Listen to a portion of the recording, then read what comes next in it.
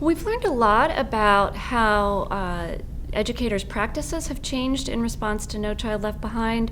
We know less about how student learning has changed. So on the plus side, educators have told us that they're focusing more strongly on student achievement, particularly for underserved groups such as students with disabilities or low-income students who in the past may not have been doing as well. And then we've also heard that they've made efforts to make the curriculum and instruction more coherent across as well as within grades.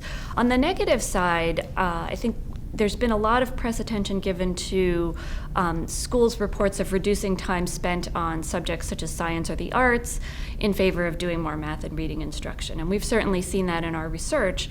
But in addition, we've learned a lot about how teachers change the curriculum and instruction within those tested subjects. There are several key limitations of No Child Left Behind that should be addressed when the law is reauthorized. One of those is that because a lot of the key decisions were left up to states, there's a tremendous amount of variation in how states measure student performance and what they consider proficient performance. They've set those proficient cut scores at very different points, and so a student who's classified as proficient in one state could move to another state and suddenly discover that he's no longer proficient.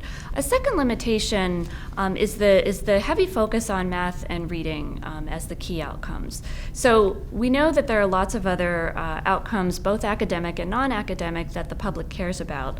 And we should be thinking about how to recognize those in a reauthorized version of the law. A third limitation is the emphasis on looking at the percentage of students who are above that proficient threshold. Because of that, if you have students who make gains either far above or far below that threshold but who don't cross it, essentially your school doesn't get credit for that.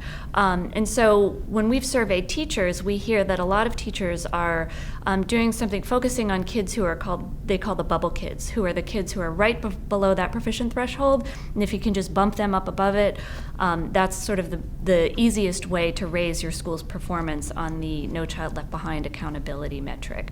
And so finding a way to recognize gains at all points along the test score distribution would be important. Under No Child Left Behind, the main unit of accountability has been the school.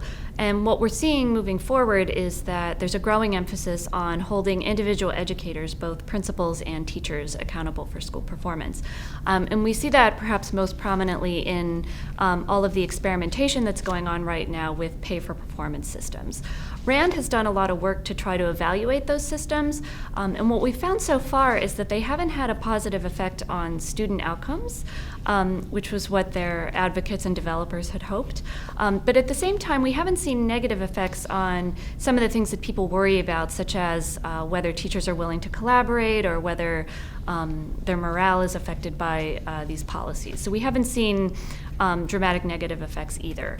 So there's a lot more research that needs to be done to figure out whether pay for performance is a useful way to go and how you might do it to make it work better, such as by pairing it with professional development.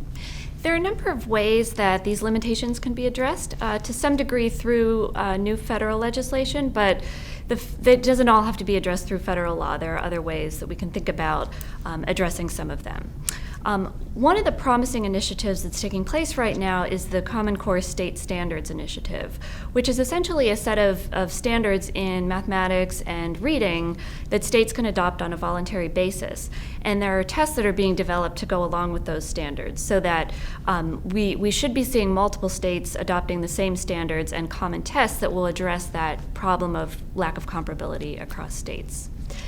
A second consideration in thinking about revamping how we do accountability is that it would be good if we could measure performance gains at all points in the test score distribution and not focus so much on whether students are proficient or not. So developing measures of growth that will capture gains at the low end of the distribution and will capture gains among advanced students would be an improvement.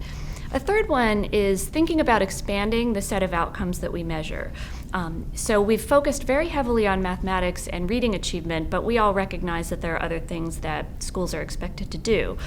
So thinking creatively about how to build in indicators of what schools are doing in other areas. And we're not recommending that states adopt tests in every single subject area, but there are ways that you could have an indicator, for example, of what schools are offering in the area of civic education that would expand what we understand about schools and broaden those incentives.